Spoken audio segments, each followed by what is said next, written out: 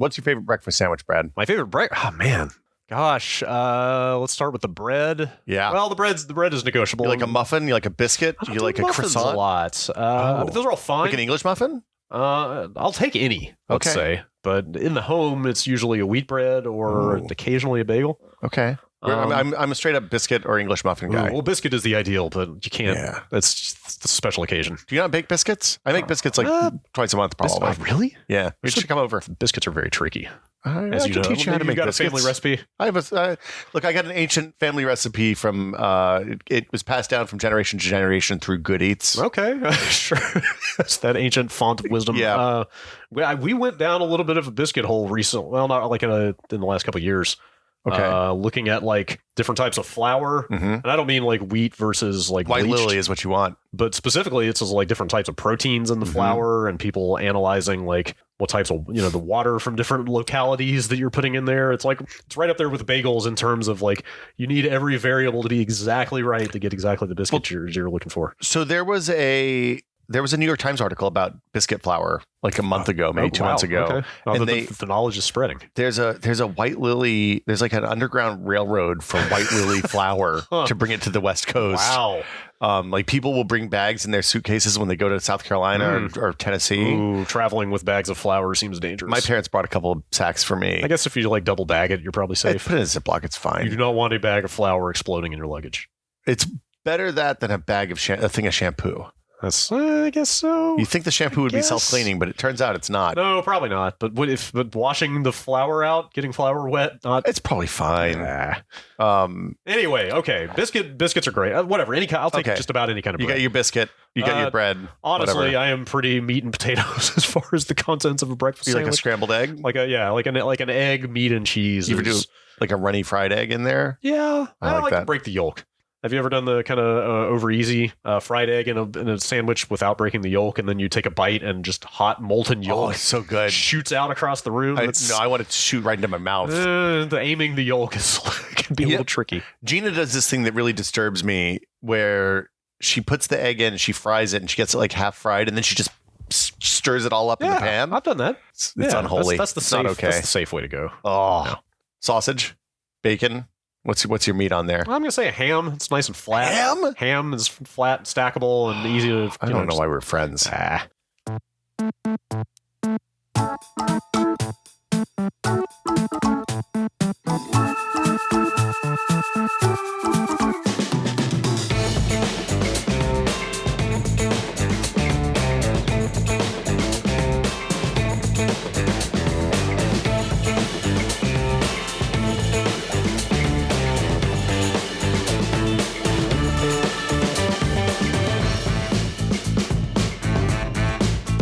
Welcome to Brad and Will Made a Tech Pod. I'm Will. Hi, hello, Will. It's hello. Early in the AM here. Yeah, again. high energy today, though. I noticed you said last week we were a little low energy, so let's pump it up. We're caffeinated. Yeah, I poured some coffee on the table. We're good to go. You went to bed late. I woke up early, but let's, yeah. Never the twain shall cross. Today, so a few months ago, one of the first things we talked about was batteries. Batteries, it turns out, are complicated. You know what's even more complicated than batteries? I learned this week. I'm afraid to ask. Chargers. Yeah. In the good old days, and look, things are better now than they were 15 years ago when every device had its own custom plug. At least now everything has like one of the 20 different flavors of USB physical connectors on the end. Everybody has a drawer or had a drawer full of Motorola and LG and a bunch of Nokia. Nokia had like 20 different connectors at one point. Yes. They didn't even use the same ones within the product lines. Yeah. It was madness. Yes, okay. Things are better. Thanks to the EU for fixing that. Because, they said, hey, look, everything has to have a USB port like 15 years ago. Okay. And everybody but Apple stuck with that. However, even though the physical connectors have gotten pretty straightforward, the electronic, the way that the electrons travel through the wires and into your batteries has gotten more complicated. It is remarkable to me how complicated it is and how poorly they convey that information. It is not communicated. I had to do a lot of reading to figure this stuff out. Like one cable looks just like another, but it might have completely different capabilities. Exactly. Even up to the present. Well, we've talked about how shitty even USB-C is. Like even now, you would think USB-C would be the one where they fixed it all, but no, it got worse. Okay. Here's the things that are good. One is that the charging controllers, which are usually in the device, not on the charger side anymore, will keep whatever charger you're using messing up your batteries. Okay, was probably going to be my first real question. Is it actually possible to damage Always devices, but probably not by charging it. Okay. There are exceptions, like if you have homemade drones where you have big LiPo battery packs that do not have electronics on them. They're just LiPo battery packs. And then you want to make sure you use a charger that's compatible with those battery cells so you don't light them on fire and burn your house down and fill it with white lithium smoke. That's a different kind of damage than I had in mind, but okay. Yeah. However, in like consumer electronic stuff, normal consumer electronic stuff, even commercial drones like DJI drones and stuff like that, the reason those batteries are expensive is that they have the charging, the controller circuits built in. So that on that regard, you don't have to worry about that. And the nice thing about what USB has done is it's given a base level of charging compatibility that you can rely on. Okay, so real quick, what would be the terms for supplying too much or not enough power? Undervolt, overvolt, are those? It depends on boy, that's a good question. I don't know that. Okay, I just like jargon. But the reason I ask is I've always worried that not supplying enough power to something might be enough to somehow cause some issue. But is that the case or no? Undersupply is not a problem. Okay, so that's why you're never going to actually hurt anything. Like I know you might not charge properly or at all, but you're not going to actually. You shouldn't damage it permanently. Presumably, anything. Okay, yeah, unless you're doing something really weird happens. Because that's something that comes up all the time now that you have a drawer full instead of proprietary chargers, you've got a drawer full of iPhone bricks, iPad bricks, or Android equivalents. You know what I mean? Like, you've got a bunch of bricks that all have USB ports on them, but they don't all supply the same amount of power. So you might be plugging, say, an iPad into an iPhone charger, and it's not going to do any good for you. But I didn't know if it's actually going to hurt anything. Well, so the nice thing about USB is that it has established essentially a least common denominator for charging, and that is what USB 1 delivered, which was 500 milliamps or half an amp of power. Of energy at 5 volts, which gives you a max wattage of 2.5 watts. Oh boy, here we go. We're going to do some. We're going to volts, amps, watts. Should we explain what this stuff is? We'll do this again. Milliamp hours. I see that you didn't put VAC on here, but I want to ask about that as well. I don't know what VAC is. No, it's volt. It's alternating current voltage, right? Yes, it's volt. Yeah. Yes, because that's how my UPS measures consumption, and I don't know how to do the calculation. But oh well. Yeah, we're not going to get into that. That's too much. Too early for that.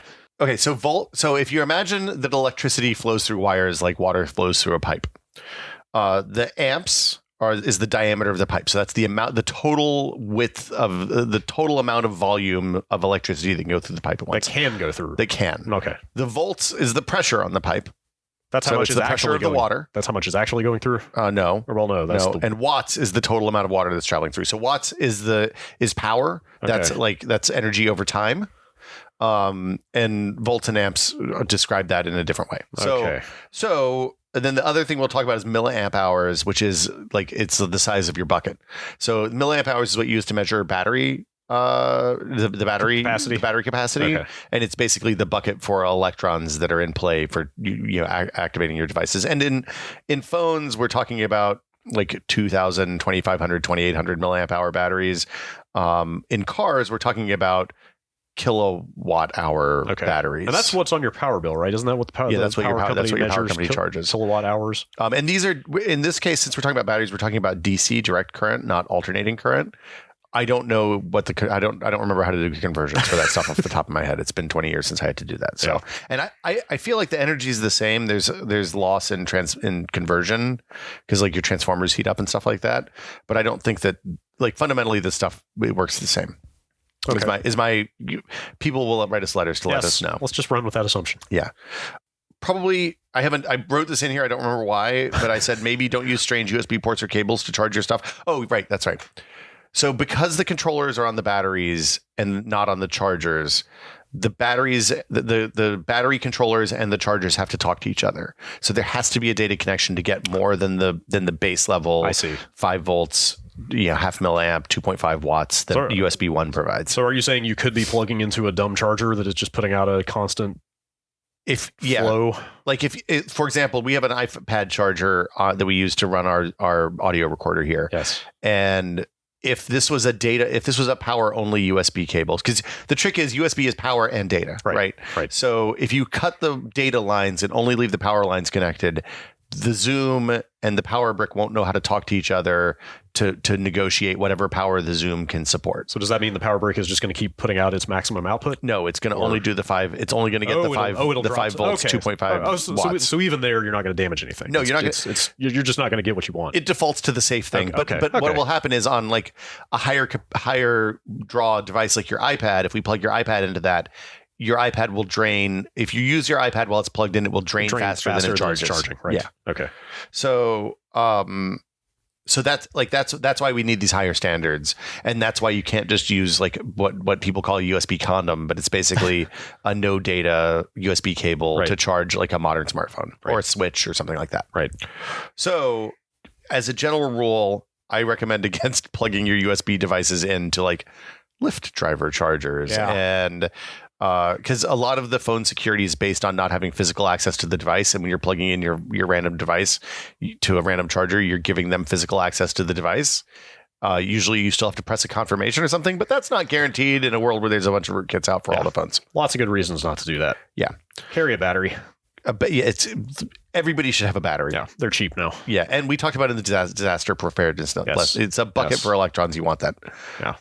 And so there's two parts of this, I think, for me. Okay. One is how you charge over a wire, and then since I got an iPhone 10, the wireless charging pads have become available for those phones, and I love them. They're the business. I'm excited to dig into the underlying tech of wireless charging because I have an iPhone 8, which same thing, not quite as fancy, but it's the same year. You were on the same model. But I will say when I bought it, the wireless charging was the last feature on the list that I thought I would care about. Oh, God, it's so good. In fact, it has turned out to be the thing that I love about that phone the most. It is so incredibly convenient. I haven't plugged my phone in years at this point, probably. The only time I will plug it in is if I'm in a situation where it's like, oh, it's a 10% and I got to go somewhere in half an hour. Yeah. I'm going to plug it into the iPad charger and get it as juiced as possible, as fast as possible. But otherwise, for just day to day, like the wireless is the way to go. So we'll get there. Yeah. So we'll talk about that toward the end of the show, but right now we're going to talk about what USB does. So we talked about 500 milliamps, 5 volts for 2.5 watts, and you calculate this by multiplying the number of amps, not milliamps, by the number of volts, and that equals watts. So it's you don't have to know that. I'm not sure if I should mention this now or at the end, but amps seems to be the way that most chargers label themselves. Is that right? Yeah. From what I've seen, like if you're looking at the tiny print on the bottom of an iPad charger or whatever, it's going to be an A, right? That's the unit that you typically are looking at. Yeah. So like this one is a 5 amp charger. I think. I can't remember. I think most of your little iPhone bricks will be like a 1. Yeah. This is a 9 amp charger, actually. I think. Okay. Yeah. Okay. And like that's good to know, right? Because it kind of tells you how much juice you're going to get out. That tells you how fast. Like in the same way that milliamp hours tells you how much capacity the battery bucket has, amps tells you how fast you can push energy toward the phone. Because just like with water, the size of the pipe and the pressure, independent of each other, don't tell you anything. Right. They just tell you how much theoretical capacity you have and how much water pressure you have, but not how much water is flowing. Like amps is the amount of water flowing through the pipes, gallons per minute. Right. So in terms of USB, out of the box, USB 1 and USB 2, well, okay, all USB offers this because it's all backwards compatible, but USB 1 and USB 2 offer 2.5 watts. So 5 milliamps, 5 volts. That's it. USB 3 added some new stuff. So they added higher amps at 5 volts. So you can do 5 volts at 500 milliamps or 900 milliamps for up to 4.5 watts. The USB 3 came out way after the iPad. Apple had been doing some proprietary stuff. We'll get to that in a minute. Yeah. I actually have a question about the Lightning connector, but I'll save it until we get there. That's a whole other. Yeah. Okay. The point is, USB 3 was enough to charge like phones at the time, kind of. But even by then, we were getting phones that the batteries were too big to charge at 9 amps or 4.5 watts for more than, it just wasn't fast enough. So you're looking at like 8 hours to charge your phone or something like that. And that's not, or charge your tablet. And that's ridiculous. Yes. USB 3.1, when they added USB-C and USB PD, which is the USB power delivery spec, is when we started seeing laptops that had power bricks that were USB-C power bricks. Yeah. I have to say, seeing MacBooks that only have USB-C ports on them, and I guess I'm sure there are other makers out there doing the same thing now. It's bonkers. That was a very much a, wow, we have crossed the threshold. This is a profound future moment of this laptop has no explicit dedicated power port on it anymore. They have a data standard now that can power a whole laptop. And like, it's funny. I don't know that anybody expected this to happen with USB. Yeah. Right. Like, if you think about it, when people launched USB, it was like, hey, this is going to replace your serial ports. Right. Everybody was thinking about it just as a data thing. And then the fact that it delivered power at the same time was just an added bonus for things like small portable laptop hard drives, bus powered storage and stuff like that. Yeah, it was so like USB thumb drives could get power to work, so they didn't have to have a battery on them and stuff like that. Right. So, but then the EU basically said, look, everybody has to use a universal power connector on all the phones, and it's going to be USB. It's going to be micro USB. That kind of turned a key for USB charging, and some people suddenly were like, oh, this is a thing, and this is a cable everybody has, and the cables are dumb, so you don't have to do anything special to make them work right.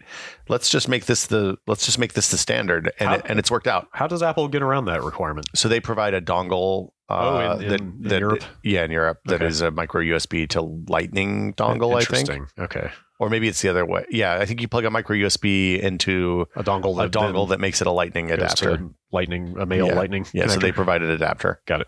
I don't know if they have to do that anymore. That's how they used to do it. Okay, so USB 3.1, which is USB-C, the cable you can flip either way. Oh, yes. Maybe this is demystifying something I never understood about USB 3.1. Is it other than the shape of the connector? Is it the same standard? Is that what you're saying? So USB-C describes the physical standard. USB 3.1 describes the protocol and electrical standard. Okay. So let me back up. My whole experience with 3.1 is that my motherboard has a single 3.1 port on it, and instead of a blue port, which is what USB 3 ports typically come in, it's red. Yeah. And is it tall too? No, it's the same shape. It's the same size. It's backwards compatible with any old USB port or cable. Yeah, but I've never used it. I didn't know what special capabilities 3.1 had over 3.0. But are you saying that like it is essentially electrically and in terms of data, it's the same as what's going over USB-C cable? So USB-C cables is just a physical spec, right? So what I mean is, if your USB-A that has the red cable, if you plug a USB 3.1 cable into that and a USB 3.1 device into the other end, you should get the full USB 3.1 experience. They're functionally equivalent. Yeah, that's my understanding. To the shape of the connector. Okay, that's good to know. Okay, so 3.1 adds 5 to 20 volts at 500 milliamps, 900 milliamps, 1.5 amps, 3 amps, and 5 amps, which gives you, if you do that math, 20 times 5 is equal to 100.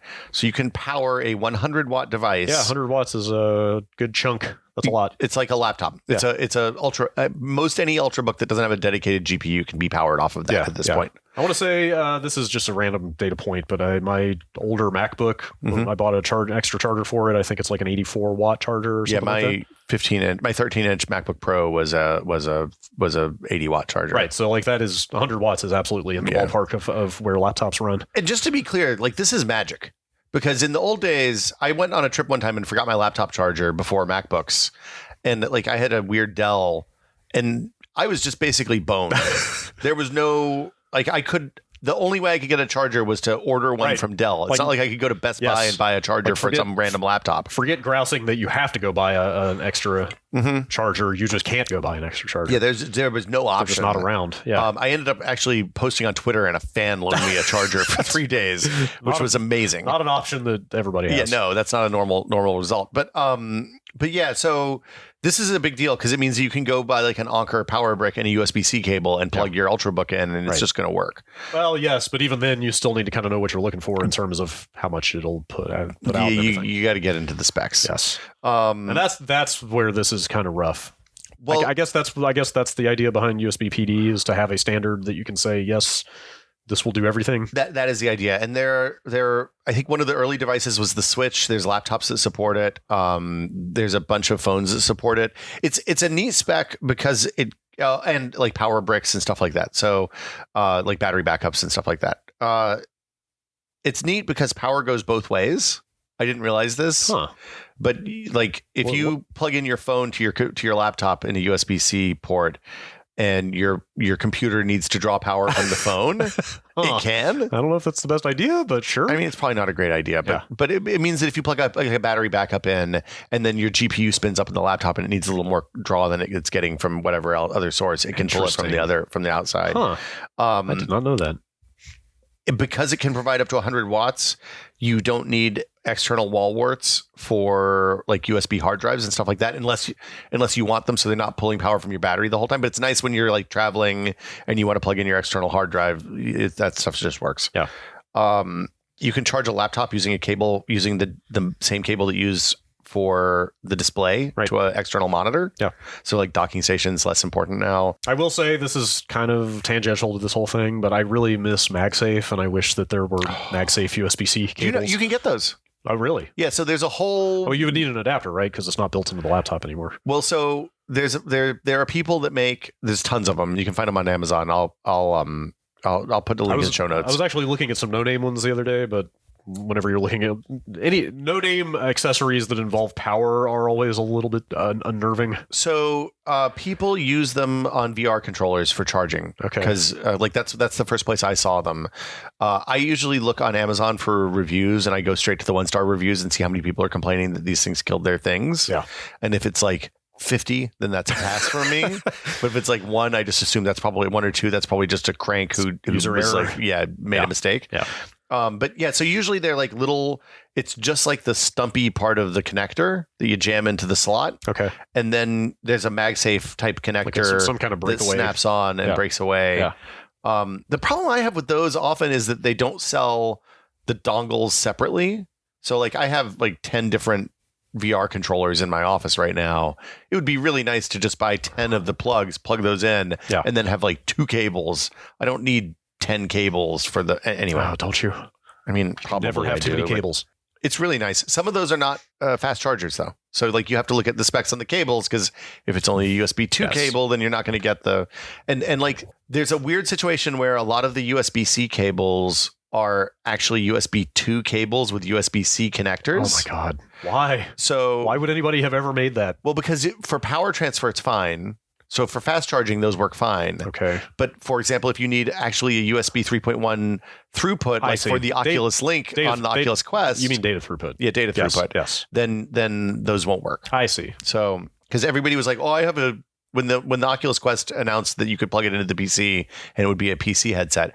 Everybody's like, oh, it comes with a really long USB-C cable. This is perfect. Right. You plugged it in and it doesn't work because it's a USB 2 cable. It doesn't have the bandwidth. Yeah. And like I've mentioned, I feel like I'm beating up on Raspberry Pi a little bit here, but they had that issue with the first. They fixed it. Is it fixed? Yeah. Oh, the new versions have full support. You can order it now. Yeah. Finally buy one of those things. Yeah. Where I wish I had looked this up because it's complicated, but it's specifically it's cables that have USB-C audio capability. I forget what the spec is called for that. Yeah. It's like an E-cable or something like that. Does that ring a bell? That seems right. Essentially what was happening was the Pi was seeing those cables as an audio device and then like refusing to put out power because it thought it was connected to an audio. Perfect. Something along those lines. I might be making. Or was it taking in power, right? Maybe it's something like that. That's what I mean. Yes. But point being, there are even more gradations of USB-C cables out there that don't advertise what they are. Oh yeah, physically, it's a nightmare. Like you could have a stack of cables and they could all have different capabilities and limitations, and you could not know what any of them are. Do you label your cables? No. So I usually just haven't really had a need to, because USB 3 is good enough about being blue that you could kind of tell. Well, that's true. And I don't have enough USB-C cables yet. I have like one.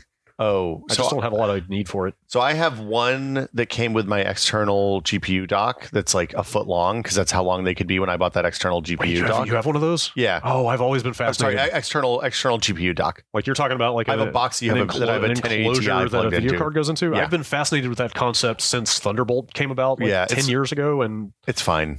Is it not as great as you think? The problem is that in order to hold like a real GPU, they have to be huge. Yeah. So like I don't have fans and stuff. Yeah. I don't have a carry-on that's big enough to carry it onto the plane. Well, I don't think most people are going to travel with. Obviously, you have a use case. I have a use case. Yeah. Like the cool use case to me, and this turned out to maybe not be the best idea because laptop CPUs are usually pretty weak. But I always thought it would be a cool idea to just have a laptop and this external GPU that you plug into at home to play games on. I have that. Right. It's not great. Yeah, so I guess in practice, that's not as cool as... While we're talking about this stuff... It's better than not having a laptop that can play games. Yeah, totally. But it's not ideal. It's not a desktop replacement. It does make the laptop a lot quieter, though, because it turns off the GPU in the laptop. Interesting. So, like, all the massive cooling apparatus in the laptop has to cool as the CPU at that point, and it's much more manageable noise-wise. It's cool that they make that, even if it's not all that I thought it would be cracked up to be. Yeah, it's a neat thing. I got the GPU dock for free when I bought the laptop, so wow. it wasn't. That's cool. That's neat. Last question, since we're just talking about random stuff here, about lightning cables that I mentioned earlier. Yeah. Why are those still limited to USB 2? Because isn't lightning configurable on the lightning end? That is, I have no idea. I didn't look at that. I didn't actually get into that. I assume that's because Apple is just using them for power at this point for the most part. Maybe that's what it is. Yeah, like I think you're in. I mean, my guess is that their data shows that nobody transfers data over lightning cables anymore. Okay, I do. Really? Yeah. Do you back up? I put music on there. Wow. Yes, I know. Old man Brad is at it again. I know. I'm going to ask you about monitors at the end of the show. Yeah. I mean, I don't know if I want to get into it. I found an app that plays, I guess chiptunes is the best word for it, like dumps of console music from like SNES, Genesis, NES ROMs, like those formats. You can just load the ROMs up and it plays the music from them? Well, you don't even need the full ROMs because people just dump the music from them, which is a fraction of the size. Is it like a MIDI or something? It's the same concept as a MIDI. In fact, the player I'm using right now also supports general MIDI. So I've got this is. So does it have like a MIDI? Maybe embarrassing to admit, but I have like the Doom soundtracks in MIDI on my phone. Dude, that sounds awesome. And like I have the entire library of like NES and Genesis and Super Nintendo music, and like it all takes up like tens of megabytes because they're all like every game is like 500K. So hold on. So it's like real time synthesizing the music, but the little dinky little app I'm using to do that you have to transfer. Oh, actually, I take that back. Even that thing has an FTP server built into it, so even there you don't have to transfer over a cable. Can you does it model the sound chips on the consoles right? Yeah. Really? Well, I'm sure you could probably put the waveforms next to each other and Jeff would be able to pick out tiny differences. Yeah. But as far as I can tell, it's pretty accurate. Mike Micah would be like this. This was a C sharp and this should have been a C flat. Yeah. I'm out. Yeah. This is a mellophone, not a melodica. Yeah, it's close enough. That's cool. It works pretty well. Anyway, back to the exciting business of USB chargers. Yes, it's truly an electrifying Literally topic. Tens of people interested in this topic, I'm sure. I thought this was just to be clear, we talked about this and I was like, this seems really boring. And then I got into it and it's like, it is surprisingly complicated. Yes. But the sexy stuff comes with the contactless charging in a minute. Yes. The number stuff is, it's easy to get lost in the weeds, but when you get into the practical lessons of like, here's which cables you can use with what, and here's how fast they go and stuff, those are good things to know. So, okay, there's some proprietary specs too that happened, I think mostly because USB was like, the USB moves slow. So it takes a while. In terms of the consortium, in terms of decision making. Well, in terms of the consortium and in terms of like rolling out products. Yeah, because once the specs are ratified, it takes like years for products to come out, right? Well, the products come out pretty fast, but it takes years for the products to get in the market. So like, you think about from the time USB 3 was announced to the time you had all USB 3 devices at your house was like 5 years probably. Yeah. Qualcomm, for phones that use Qualcomm chipsets, there's this thing called Quick Charge, Qualcomm Quick Charge. There's 4 or 5 versions of that now. Basically, Qualcomm Quick Charge 3.0, which is I think the important one, goes up to 36 watts. So it's like a third of USB 3.1. Okay. And that's probably going to be the majority of Android phones, right? Or at least a huge chunk. It's Samsung. Okay. It's Samsung, not Google. Okay. So everybody that uses a Qualcomm chipset can, I believe, use that. Basically, the newer versions, Qualcomm Quick Charge 4 and 4 Plus, are basically just USB PD with a little bit of a Qualcomm implementation layered on top of them. They also the Qualcomm Quick Charge shows up in weird places. Like my Vive wireless kit uses a battery pack that's a Qualcomm Quick Charge 3 battery pack. So if your Vive wireless battery pack dies, you don't have to buy the $80 one from HTC. You can buy a $30 one from Anker. That's pretty much it. Apple has its own thing for fast charging for iPhone, which started with the iPhone 8, the 10, and everything newer. Oh, I didn't even know that. And it delivers 2961 or 87 watts, depending on which brick you're using. I don't know anybody that has an 87 watt MacBook brick because it's the big MacBook. Okay. But I assume that if you plug an iPhone into that, it's going to charge in like 60 seconds. That's amazing. I bet it gets real warm. Yeah. But even that's not enough to damage. Here's the thing: the phone is not going to let the charger give it more than it can take. It knows what it can handle. Okay. That's exactly it. Okay. And then the Switch is another example of its own weird thing. Yeah. It is on paper kind of a USB PD implementation. It can charge at either 7 watts with any USB-C brick, which, just to be clear, not fast enough to charge it while you're playing games. Yes. That will stem the bleeding of your battery, though, right? Like it'll slow it down. Yeah, you'll at least get more time out of it. Yeah, and it'll charge at 39 watts if you plug it into the official connector. You have to have 39 watts for the dock to work. Yeah. The dock doesn't work with less than that. Yes. Switch is definitely the most dramatic, I think, real-world example of this stuff being complicated because you have that huge wave of people frying their switches with third-party docks. Well, that was to do video out, I think, right? Too, right? I don't was know. It charging? I'm not sure that it was ever actually deduced exactly what was killing those switches. I've never gotten video out of a Switch other than using the official dock. It is maddening. My understanding is its video output is also super non-standard. That makes sense. Which it's kind of Nintendo's thing. I know that there are battery backups that you can use with the Switch that will charge at the 39 watts. There's a product I've had my eye on for a while that's not out yet called the Genki Covert Dock. It was kickstarted. It's sneaky. Yes, it's. I think they're close to. I think they're maybe starting to ship it to the earliest backers right now. Ooh. But it's a little power brick. Yeah. Probably the size of like your iPad charger, or a little bit bigger.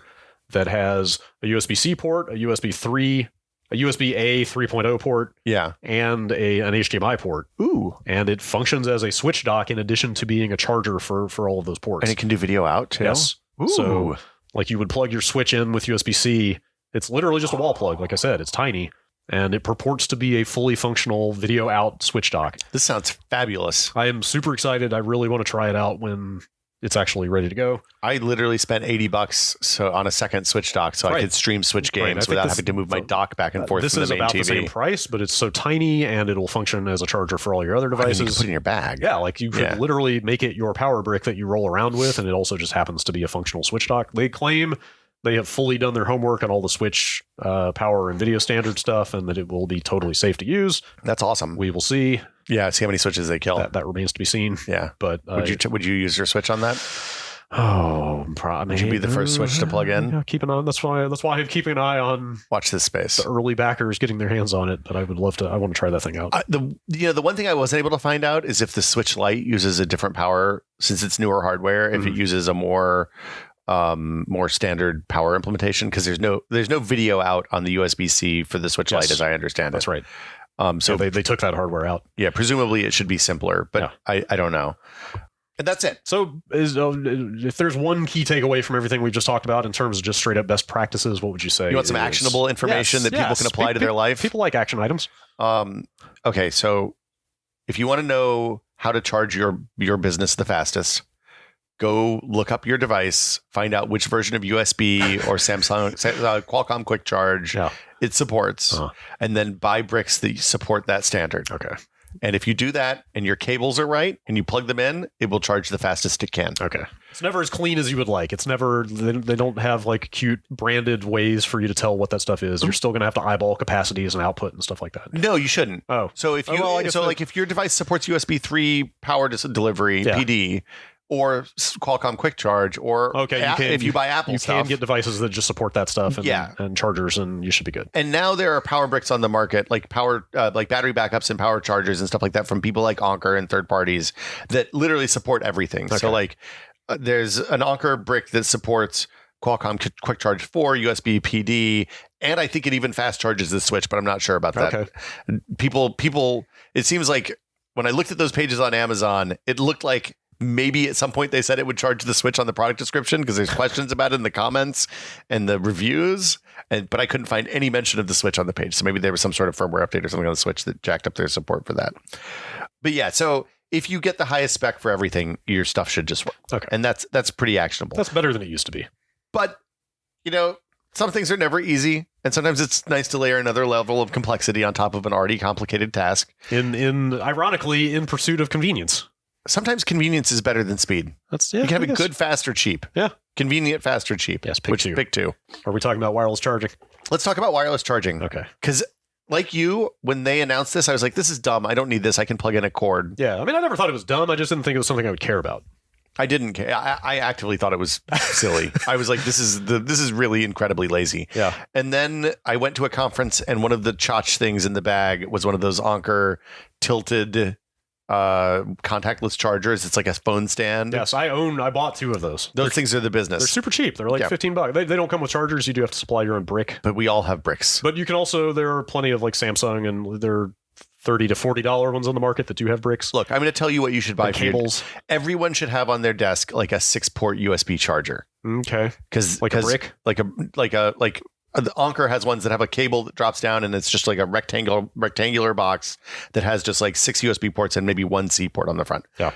So yeah, everybody should have a multi-port USB charger on their desk. They cost like $25 or $30. Good to have. They charge all of your devices. When you need to plug in like your PlayStation controller or your wireless mouse or whatever, it will talk to the mouse and it will know, hey, I can charge faster than anything else. So this is one of those places where the off-brand, like the third-party ones, are better because the third-party ones support everything, whereas the charger you get from Samsung is just going to support Samsung stuff. Sure. The charger you get from Apple probably only talks to Apple stuff. You like Anker? I like Anker. Generally trustworthy. Anker is the one. I have not been burned by Anker, Okay. and like the Anker USB cables I bought have been unbelievably reliable. Okay. Just to be clear, we have zero relationship with these companies. We're just talking about our experiences. Yeah, no. here. I'll put links in. They might have affiliate links. Okay. I might get my shit together. I tend to lean toward their stuff. I think I've got what is it called? Rav Power is another fairly common brand. I've got one of their bricks and it seems pretty good too. Like, again, there are so many kind of no-name or gray market-ish power accessories on Amazon these days that some of it is a little bit frightening. So those 2 seem pretty trustworthy. Those are both legitimate companies. Yeah. I think I don't buy generic power bricks. Yeah. Just because iFixit a few years ago did a breakdown of like a knockoff Apple power adapter and a real Apple power adapter. And they're like, okay, here are the 6 ways that this would never pass UL testing. Great. And like that made me squeamish about buying stuff that's not UL certified. And all of the, like if it's a real vendor, they'll be UL certified. Where electricity is involved, it's not worth saving the $3 to $5. Yeah, don't burn your house down to save a dollar. Yeah. Wireless chargers are neat. They use this technology called inductive charging, which if you ever had a Sonicare toothbrush in the 90s, they use it's a contactless charger. Oh, it's been around that long? It's been around for a long time. Okay. But those things were essentially coming in actual physical contact. I mean, they still come in physical contact. Kind of, yeah. But now you're going through phone cases and stuff like that. Like there's a little bit of separation there. So I wasn't thinking we were going to get into this, but inductive charging is subject to the inverse square law, Brad. God. Do you know what the inverse square law is? Totally. Yeah. I recite it to myself every morning. It's a good idea. In the mirror. In case the idea of the inverse square law is that with radiated energy, whether it's sound or a magnetic field or light or whatever, the amount of power you can deliver is inversely proportional to the square of the distance that you're delivering the power. Okay.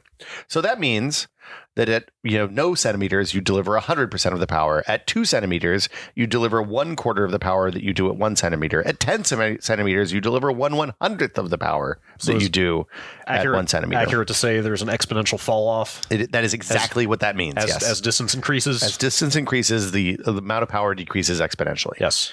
So basically, you want these things to be close. And that's and to clarify, what you the law that you just laid out, that's through the air, right?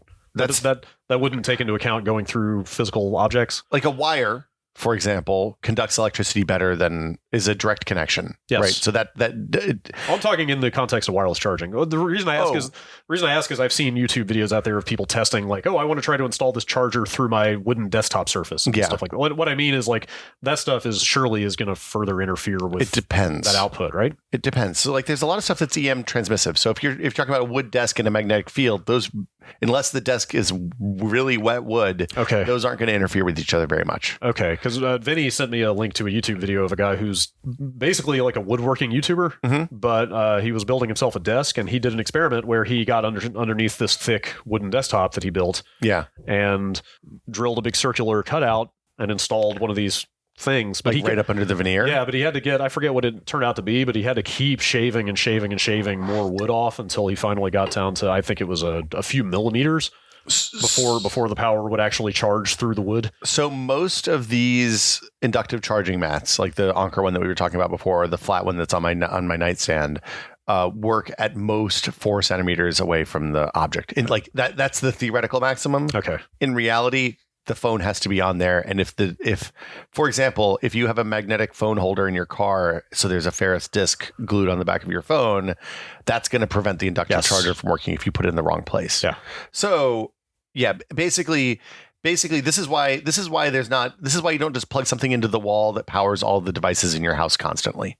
Right. Yes. Is because when you get 5 feet away from it, you're getting a thousandth of the fraction, a millionth of the power delivered to that. So unless it's a really, really low current draw on the device, which we'll talk about in a little bit, or you have centuries to wait for your device to charge. Yeah, or you use your device once every 10 years. Then it's like you have to be close to it. Yeah. So these use resonant inductive coupling. Basically, what that means, it's the same thing that delivers power to RFID and NFC tags, so that they can work without having batteries on them. Yes. And you have one coil that generates a magnetic field, and another coil that resonates at the same frequency as that magnetic field, and that basically that magnetic field stimulates electrons to move through the wires, so you get a small amount of power, creating a funnel for electrons to move through, kind of, or a channel. You're convincing the electrons to do what you want using magnets. Okay. How do they work? Yeah. I ask ICP. I don't know. Yeah. Efficiency is pretty good, assuming you're at close range. It's like 80% for resonant magnetic induction. And there's a bunch of standards that support this. But there's really only one that matters in the world today, it seems like. That's Qi, right? Qi, yeah. This is an open standard by the Wireless Power Consortium. You can charge, like I said, at distances up to 4 centimeters from between the coils, not between like necessarily the pad and the, if you have like a charging pad and you have a phone case and then the coils are inside the phone, the receiver coils are inside the phone, like that counts. It's coil to coil, not device to device. Right. We should mention up front that that's spelled QI. QI, if you're looking to make sure your thing supports it. It's a Chinese name that I don't remember what it means. I think it's kind of the energy. Yeah, that makes sense. Inner energy kind of thing. Like your inward spirit, inner force. Yes. Okay. In reality, that means you have to put the phone exactly on the right spot on the pad. Yes. This is why I like the stand that you and I have, because you can't mess that up because you just rest the phone on the stand and it's in exactly the right spot. Yes. Whereas with the pads, you have to kind of like, if you don't have the part of the phone that has the coil in it on the right part of the pad, then sometimes you'll wake up and your phone battery is like, oh, I have 8% battery life left. Because you didn't align the coil properly with your phone. I learned about this stuff just on the Wirecutter. Like they've got a pretty decent breakdown of like kind of what some of the better pads are and why. And that's something they explain a lot is like, oh, this one, the coils are not centered well, so you are going to have a harder time getting the phone to line up to make sure it works. Well, or like a lot of the early ones didn't have an indicator on the pad that told you when it was in the right spot. Yeah. So now, like I had a Samsung pad that had an or sometimes they have the indicator's too annoying. Like I had a Samsung pad that I gave to somebody because it had a blue ring around the bottom of it that lit up the whole nightstand. I almost bought one of those until I saw people saying this thing is like a blinding nightlight. It is bright blue and nightmarish. Yeah. So you want an indicator that tells you when it's in the right spot. Your phone will obviously beep and say, hey, I'm charging too, but sometimes that's a little fiddly. The challenge with these is that they don't charge at like the full USB PD rates. Yeah. So you'll get at most 36 watts, which is pretty good. Like it's good enough for a phone. You're not going to charge like a laptop with that probably right now. Most of them are closer to 15 or 9 watts even. Yeah. Like the stand that you and I have is a 9-watt charger. It turns out that's fine. Yeah. Like because you're leaving your phone on it most of the day. Yes, for sort of passive phone use, it's totally fine. Like I said, that's why I keep a cord around just in case if I need a ton of power very quickly. Yeah. But if it's just something where you're going to leave your phone resting all day anyway, it's totally fine. Like my phone and with the latest iOS update, I assume Android does the same, but I haven't used an Android phone that has this. Your phone looks at how you use the battery, and if I spend most of my day sitting at my desk, and then I go in the living room, use the phone for a couple hours, then I go back to my desk, put the phone back on the charger. It knows not to top it up above 80%, right? Except for certain days when my schedule is predictable. Yeah, it's really, I have to say, like I bought 2 of these, one for work and one for home. Yeah, it has really simplified how I use and charge my phone. Like I just kind of. By and large, unless it's a weird special case, I just don't think about charging my phone anymore. It is. There's no anxiety about that anymore. When I leave the house for work in the morning and when I leave work to come home every night, the phone is typically at 100% because it just sits on the charger. It means that I don't think about doing, like if I'm going someplace, it means I don't think about eating my battery. Right. Like I'll play a game that I know is going to crush my battery because I know that I'm going to be in the bus for an hour and I'll have a charger where I'm going. Yes. It's pretty awesome. It's very good. There was another one of these that started out almost 10 years ago now called the Power Matters Alliance. It's dead. Sounds like power didn't matter so much. Rip. Remember at Starbucks when you'd go to Starbucks and they'd have circles on the table you could put your phone on and it would not charge because nobody's phone supported it? I never saw that. Huh? Yeah, they did that for a while. Okay. They cut a bunch of holes in Starbucks tables and, anyway. But they have not come back around and done that with Qi, the one that everybody actually has? Are they I've been in cafes that have Qi pads on the tables. That's cool. But I don't know if Starbucks does that. Yeah. This got rolled up in the Alliance for Wireless Power. So the Power Matters Alliance got rolled up into the Alliance for Wireless Power. Great. Just to be clear, there is probably the most boring documentary in the world about how these standards companies, the way the life cycle of one of these companies that comes up with some new wireless charging technology is that somebody at MIT does a dissertation and it's some revolutionary new technology. They start a company, the company raises a little bit of money, can't productize it fast enough. The patents get scooped up by one of the big endemic chip companies and then get rolled into one of these power consortiums. And then the consortiums merge and then parts split off into other applications. And then those parts merge with other pieces and they all have basically the same name. It's all of the names are something with alliance and wireless and power, like the Power Matters Alliance, the Alliance for Wireless Power, the Wireless Power Consortium. Yep. It's ridiculous. Okay, so the Alliance for Wireless Power ended up going on to do this thing called AirFuel. I think this is right. I apologize if I get this wrong. This is a next-gen standard. AirFuel is to do longer range charging. Okay. And this seemed like snake oil for a long time, but they use radio frequency instead of magnetic fields. Huh. And their products in the market as of, I think, CES this year. Okay. In terms of hearing aids. So if you think about a always-on low-power usage, hearing aids usually use little tiny itsy bitsy batteries, smaller than the tip of your fingernail. Right. And you put a Doober in one of your wall plugs. A Doober? Yeah, this is a technical term. And it's going to beam radio power to your hearing aids when you're in your house. So theoretically, you shouldn't have to change your hearing aid batteries very often. Interesting. So they're rechargeable hearing aids, which is interesting conceptually. While you're wearing them. While you're wearing them. Wow, does it while it's in your brain. Wild. Yeah. And a little frightening, but it's fine. RF is fine. And we have many longitudinal studies that say long-term exposure to radio frequency is fine. Plus 7 billion people have been inundated by radio frequency for the last 100 years. Yeah. Anyway, there are problems with government regulation on that because the frequencies they use are not necessarily unregulated. Uh-huh. So it's not in the 2.4, it's not in the publicly available spectrum parts that are necessarily accessible to everybody. And you could theoretically do something like use microwaves to transmit a massive amount of power a really long way because we do that.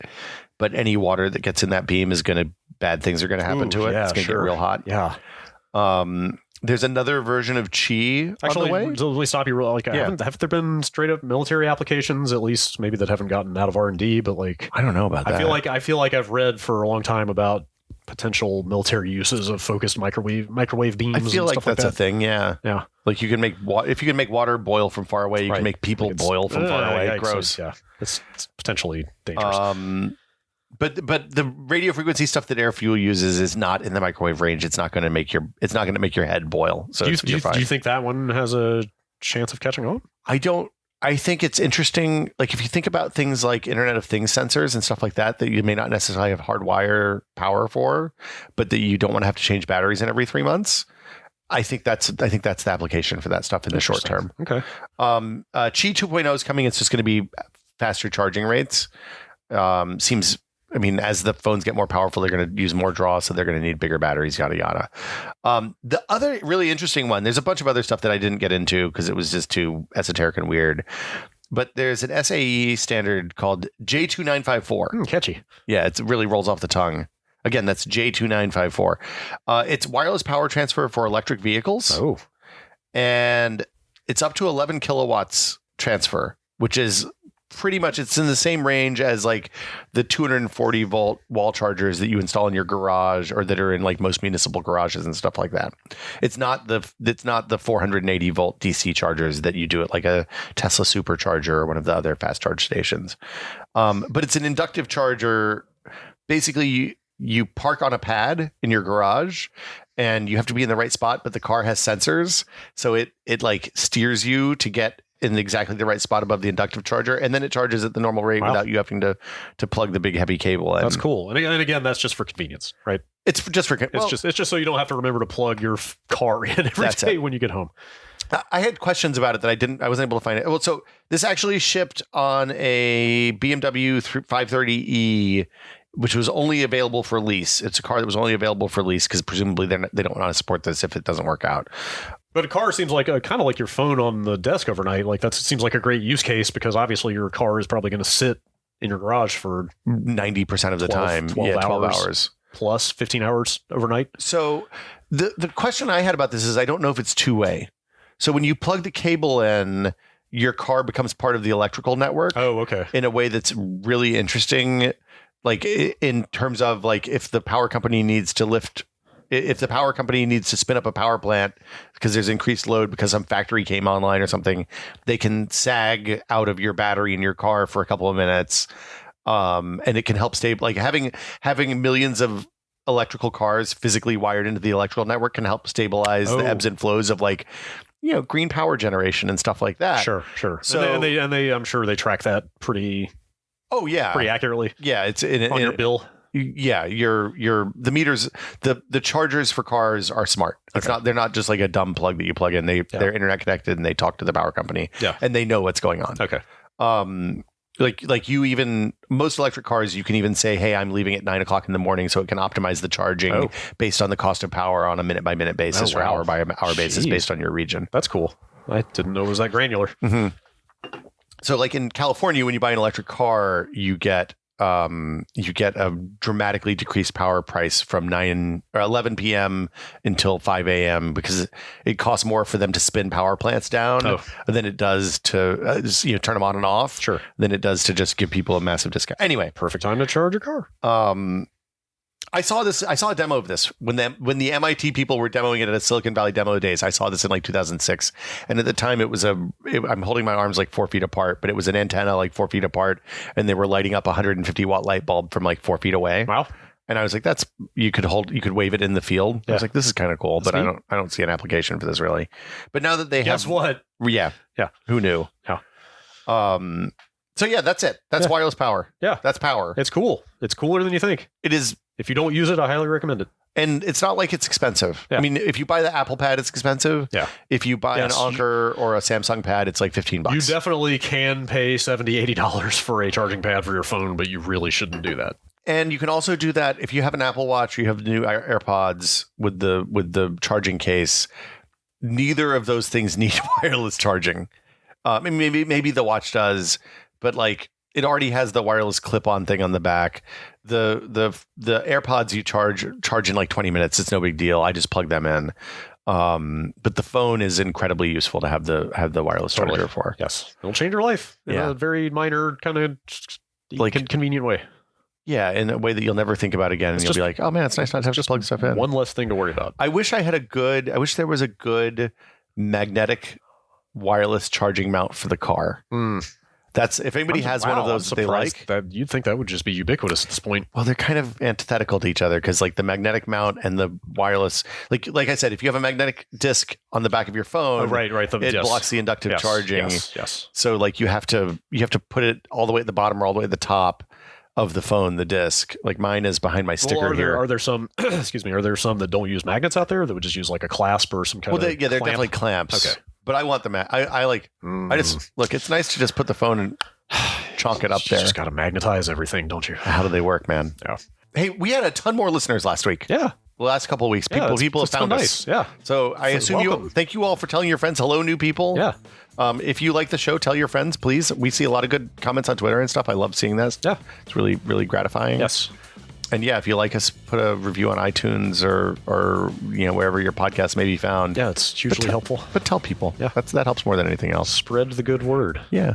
Tell them what your favorite episode. Tell us what your favorite episode. Tell us which episodes you like. The survey was really useful. Thanks to everybody who filled that out. Yes. As we said before, you have our undying gratitude. And I guess we'll be back next week with another episode. We sure will. Bye, everybody.